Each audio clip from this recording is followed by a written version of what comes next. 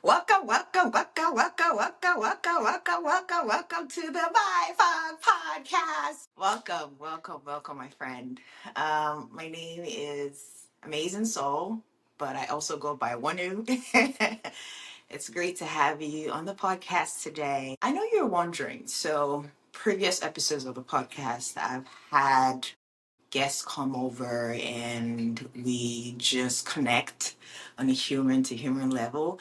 But I decided to try something different. I don't know where this breadcrumb is going to lead, but I decided to just have me record and share my personal experiences and stories that have helped me navigate my journey. Hopefully, you're able to connect and it helps you remember a piece of yourself. So, before I start, I will say this. Yes, I wanted to change the dynamics of this podcast, but this was deeply uncomfortable for me.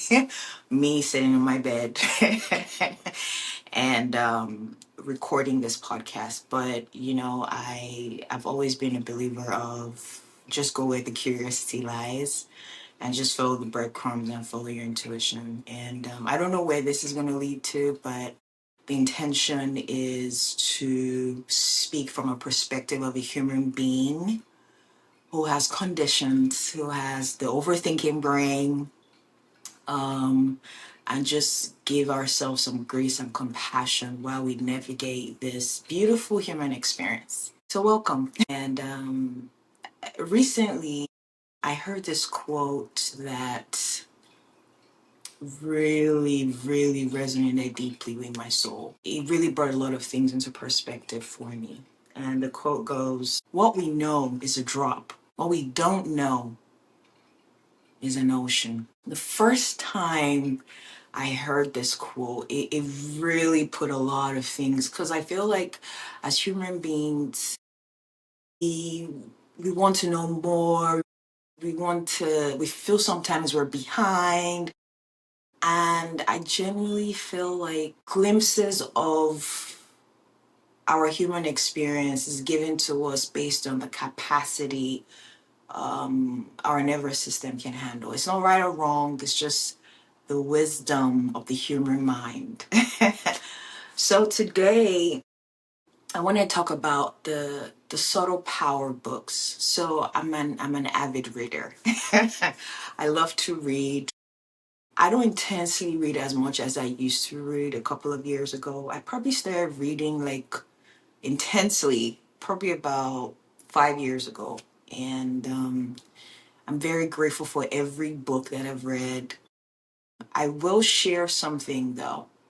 When I first started reading intensely, when I mean intensely, I could read like 500 books in a year. I don't know. I just lost count. Was just, and I feel like then, I always give myself grace and compassion. Then, when I used to read a lot of books, I genuinely felt like I was going to find something that was going to show me, show me the freedom, show me the boundless joy in those books. That was the intention. Intention is very powerful. So there's nothing right or wrong about reading books but for me then I was always reading these books because I felt something was missing in my life. And it wasn't until 2 years ago or three, two and a half, 2023, 2 years ago, right before I published my first book, something clicked and I realized that holy shit, there's nothing wrong. I've been approaching reading books from a very limited perspective. It's not right or wrong, it was just from a very limited perspective. It was right before I published my book, I realized that my first book, I realized that there's nothing wrong or right about books, but the intention behind it. So for me, my intention shifted because what I'm about to share with you is a story, a personal story of what brought me to that realization. So this is my book. The truth is, I do not know. Now, I will share in details later what brought me to write this book. A few weeks prior to writing this book, and I was stuck. I did not have a name for the book. I was hitting this, what we call writer's block. I was stuck. And it was very frustrating because I would say I gave myself like a deadline. I wanted to publish the book November 11th, 2023. That was Intuitive Knowledge. And I still did not have a title. Um, and I remember one night around 3 a.m. I woke up and I was crying. I was frustrated. And I had this subtle, very soft nudge that told me, get rid of all your books. Get rid of everything because you don't know. And it came from a very loving, tender space within me. Just feeling that nudge, I just burst into tears. It just broke, it just, I don't know, I would say broke something in me or cracked something in me. Burst into tears. And it softened something in me. I think that's the word I'm looking for. It softened something in me, like, I really don't know. And the next morning, all my books, I don't remember, like hundreds of them, I trashed them. I got rid of all of them. And that moment was a huge realization for me. And that's when the title came. The truth is, I don't know. You see, for a very long time of my life, on my journey, I always, thought I had arrived, I had figured it out. And there's nothing right or wrong about that. But I needed that experience to remind me that what I know, or what we know as humans, is a drop. What we don't know is the ocean. And that's how the title of the book came. And, there was, I would say, more clarity. And my intention towards books from that moment just really shifted. It didn't mean that I still read books afterwards, but the intention was from a place of, I'm not reading this book because it's going to complete me. I'm not reading this book because I feel like something is missing or I'm broken. I'm reading this book from a place of curiosity and remembrance, and just that perspective shift has really, evolved how I see myself, how I interact with books.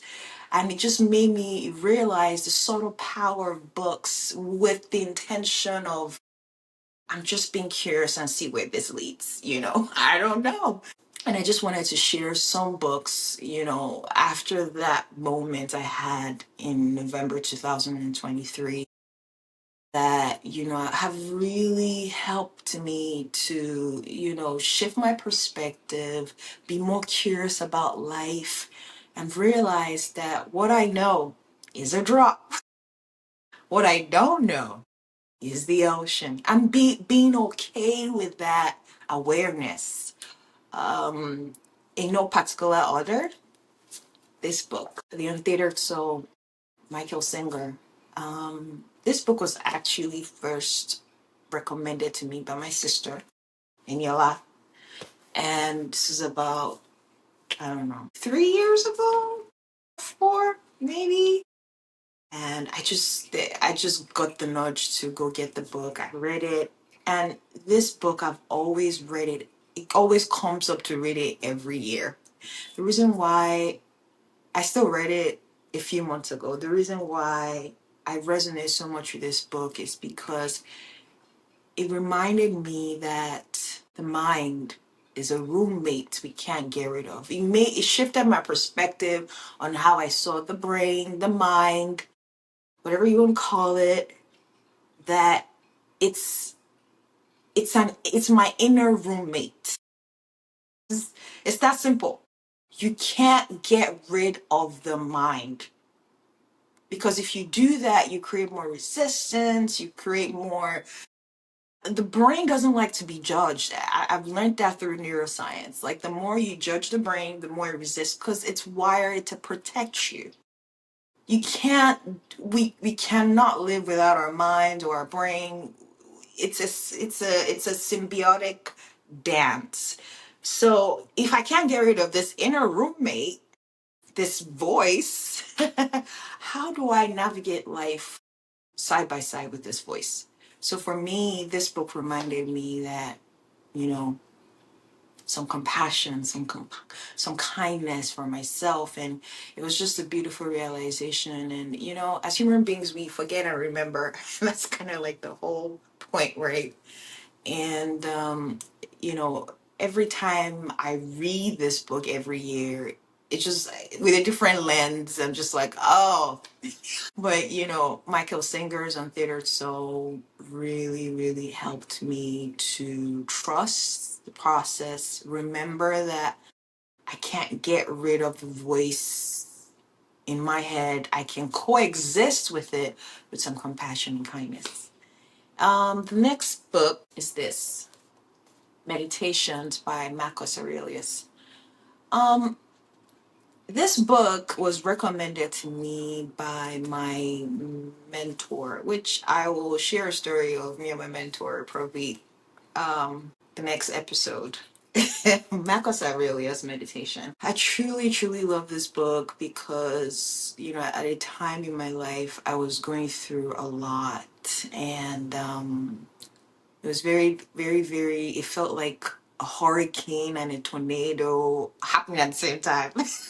But I knew that I needed perspective. Perspective really helps us to respond and not react to life. I needed perspective, and books have always been a beautiful way for me to shift perspective on my journey. So, reading Marcus Aurelius' meditation is just like ancient wisdom and made me see life in a very, very different way. Even when it felt dark, even when if life felt heavy. Marcus Aurelius's book Meditation just had so much poignant wisdom. I always recommend it if you're looking for how to have a resilient mindset when you're going through valley moments in your life. This book tremendously helped me. I highly recommend it. Next one, The Brain, David Eagleman. I actually just recently found out about this book this year, and I'm a neuroscience nerd. I love neuroscience, quantum physics, as much as I love spirituality, but I love the brain. I'm very curious about the brain. And I've read a lot of books on the brain. This one just really brought it home for me. I resonated so much with stories in the book. It made me understand my brain better, and just in a very holistic perspective about how this 3 pound organ in our skull has never seen the outside, but it really is shaping how we perceive reality. I was very grateful that I got to read this book. I always recommended this book if you're curious about how your brain really works, like this, just to give you like a basic understanding of the brain. And so you approach yourself with much more kindness and compassion once you understand that, hey, the brain is just doing what it has to do, but you're not fixed. So you're not like setting your ways. That's the power of the brain, right? It can always, it's called neuroplasticity. It can always rewire itself. You can always shift your belief system. Neurons always firing and wiring in your brain. It just comes with being aware that it's happening in your brain. And just by having the ability to change your mindset and shift your perspective, you can literally transform your life. That's why I really loved, or I love neuroscience, but I really appreciate David Engelman's The Brain. The next book is this, When Things Fall Apart by Pema Chodron. I don't know if I'm pronouncing her name right. but Heart Advice for Difficult Times When Things Fall Apart. And I got this book on my journey when things were really falling apart. Well, it felt like things were really falling apart. Like I just couldn't see past my storm, my hurricane. And at least I know for me, at that point, I understood the power of books. And this book came at a time where I really needed it. And it just put a lot of things in perspective. It's a very, say, it leans more into Buddhism. But I found it very helpful, especially I always recommend this book if you're going through like grief, shedding old layers of yourself. If you lost a family member and you're just looking for perspective to navigate it. This book really helped me to navigate my own grief on my journey, just shedding and letting go of old parts of myself. So, yeah, When Things Fall Apart by Penrich Children. I hope I pronounced her name right. It's a great book. Recommend if you're going through grief. And now, this next book, well, I first, when I was going through a really, really dark time, like very heavy moment in my life, I knew that I couldn't possibly change what was going on. But what I could is my response to what was going on. But I knew that I needed tools, if you may, on how to navigate with a resilient mind. I needed a resilient mind to navigate my own storm. And I literally Googled, I think I put how do you get a resilient mind or something like that, or how do you navigate with a resilient mind in life, or something along those lines. And Way of the Peaceful Warrior movie came up. I watched the movie. I was like, holy shit, needed that perspective. I needed that breadcrumb in my life. And Way of the Peaceful Warrior, that's the name of the book. Way of the Peaceful Warrior by Dan Millman. It's an powerful story of how life is a labyrinth, not a maze. We have to go inward first before we go outward. We have to step into and trust, how a maze is like if you go left, you're right. If you go, a maze is trying to navigate and going left or right. A labyrinth is, you know, taking one step, surrendering, and just trusting with one step at a time till it finally leads you to the center. And that's what this book did for me. It was my labyrinth, because I was approaching life as a maze at that point in my life, saying, "Oh, if I do this, then this will happen." No, no, no, no, no, no.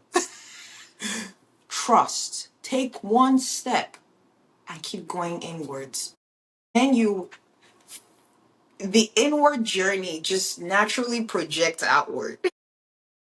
I can't logically explain, but that's what this book gave me perspective on. And I watched the movie. I was just so like, oh my God, I had to buy the book. And I read the book. I probably read the book maybe like a few times. It's just, for me, it was a beautiful way to navigate a storm as a peaceful warrior. But with my mind. And I'm really, really grateful for this book, Way of the Peaceful Warrior by Dan Millman. So if you're going through like stormy times in your life and you need perspective, maybe this movie or this book might help you on your journey. Amazing book. And the very, very last one, I don't know why I left this one for the last, no particular order. Thrive by Ariana Huffington. I also heard about this book this year, and I was just very curious about Ariana's story and how she built a multi-million-dollar company. I think it was less about her business side, which was inspiring. But it was more, I think I leaned more into how she saw death. So you see, death is something that most of us shy away from and we don't want to talk about because it can feel scary, it can feel heavy. But I've seen that on my journey, the more, I just open my heart to death and just accept that it's a part of the human experience, the lighter it becomes. Not discarding that, grief can feel heavy, but just shifting my perspective on the inevitable. And that's what this book really, really did for me. She also she shares like beautiful story of her awakening journey and how she was able to lean in, listen to her intuition, and just, build this company from the ground up. It's very inspiring. I think also the reason why I relate so much to Ariana is because I think she was also like an immigrant who came to the States. I'm also an immigrant.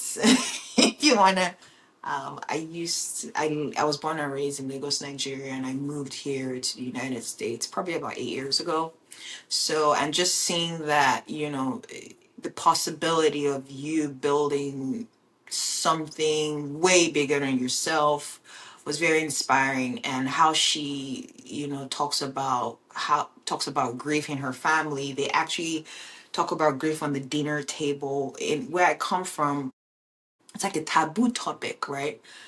We don't talk about it. And I truly feel like if more of us as human beings talk about death, not in a very heavy way, but just normalize the conversation, I feel like it'll be easier for most of us to really accept the inevitability of death, which is, you know, understanding and accepting that we are going to die at some point in our lives and just truly living in the moment.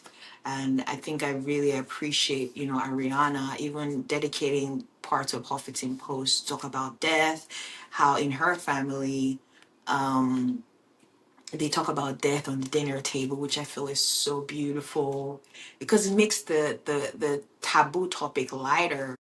And I think also what I loved was when she shared a story about her mother, how her mother prepared for death. It was so beautiful. And, I always have this intuitive feeling that people who pass away always get like a feeling that they're about to pass away. And I feel like her mother did. And she explained how her mother like did her hair nicely, went to the grocery store with them, said she didn't want to go to the hospital. And she had her grandchildren, she had Ariana and her sister there in the house. And, she really prepared for death, like you're preparing for birth, like you're trying to, give birth to a child and everyone is excited. That's how, her mom prepared for her death. And she actually died peacefully in her home, which was very inspiring to me. And it just also shifted my perspective to, see like death can also be a celebration. It is painful, but I feel like we can all hold grief and joy side by side. Thank you so much for hanging out with me on my, I won't say quirky talks, but on my own journey of navigating being human and realizing that it's going to be filled with ups and downs and conditions, and that's okay. But also reminding you and myself that when it gets dark, when it gets confusing, to come back to compassion and kindness for ourselves.